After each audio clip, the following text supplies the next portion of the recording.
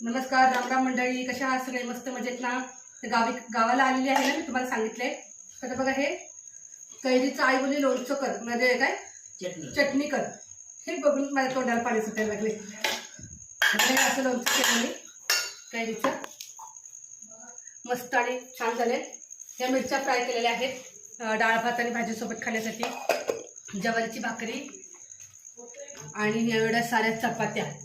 बघा, एवढ्या साऱ्या चपात्या, एवढ्या साऱ्या भाकरी. कारण आहेत घरामध्ये 25 माणूस आहे जेवायला.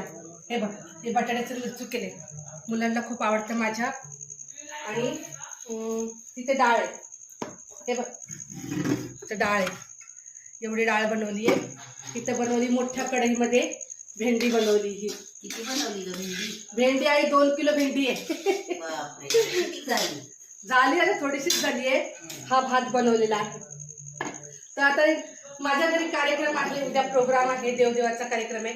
तर घरामध्ये 25-30 माणूस आहे. तर सध्या तरी आता हा स्वयंपाक मी सगळा बनवलेला आहे. साधं सोपा सोमवार आहे त्याच्यामुळे. तर उद्या जो काही कार्यक्रम आहे देवदेवाचा तो नक्की बघा. मोठा ब्लॉग मी टाकणार आहे. Bye bye, good night.